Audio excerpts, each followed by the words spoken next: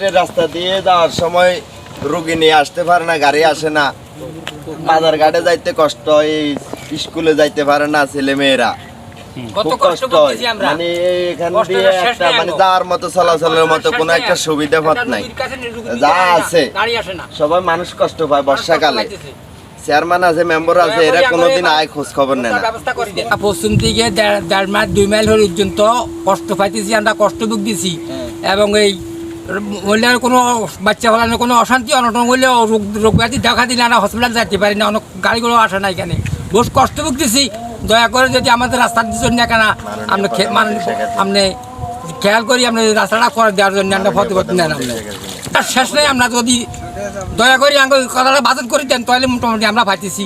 আমরা দোয়া করি আপনার লাই আছে কেউ দিতে ছাড়া কথা নেই, কথা সাথে এইটাই চাইছিলাম। এই সুতারগুপ্টার থেকে রামগতি সড়ক থেকে পশ্চিম দিকে, সুতারগুপ্টার থেকে পশ্চিম দিকে একটা সড়ক আছে, এটা মনে হয় 1-1.5 কিলো বা 2 কিলো হতে পারে। এই রোডটা আসলে কাঁচা, এমন একটা গর্ত, ট্র্যাক্টর চলি বা সিজনে ট্র্যাক্টরে বা বিভিন্ন ট্রাকে এই রাস্তাটারে এমন গর্ত করে দিচ্ছে, এই গর্তগুলা পুরানের মতো বা কেউ কিছু দেওয়ার মতো এমন লোকজনও হয় না, মেম্বার চেয়ারম্যানের আন্ডারও এমন বেশাবেশি কিছু হয় না।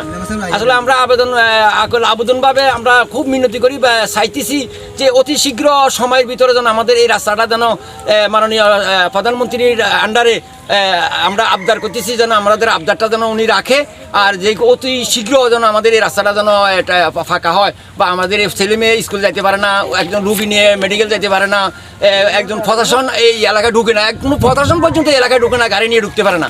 এই জন্য আমাদের খুব একটা কষ্টের কোনো তুলনা নাই। এক জুতা হাতে করে হাঁটতে হয়, আবার আপনার এই যে গোঁজ দিয়ে হাঁটতে হয়, এরকম কষ্ট। রিক্সা ঠেলি, 2 জনে মিলে রিক্সা ঠেলি নিতে হয়, খালি রিক্সা টানানো সম্ভব হয় না, খুব কষ্টে আছে।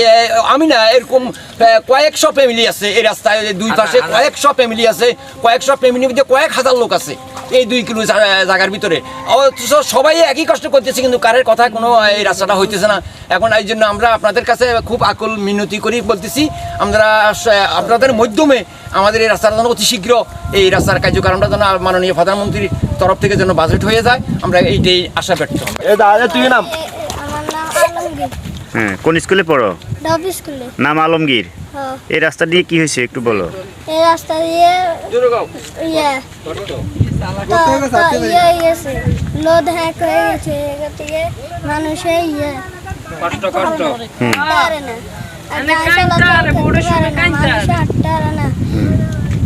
স্কুল কলেজে যেতে পারছো না, খুব কষ্ট হয়।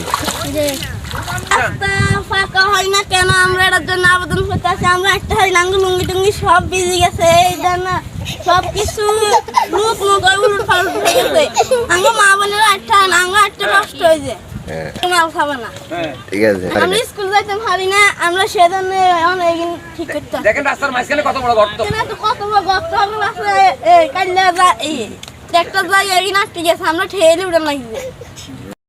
মানে এগুলো বলি গেছে হেতার মা আঙ্গর রুট এটা করে দিব, রুটে আসার্য হয়ে গেছে, এখনো আঙ্গর রুট করে দেয় না, আই চাও না আমরা কিছুকে আসি, বুঝলেন নি?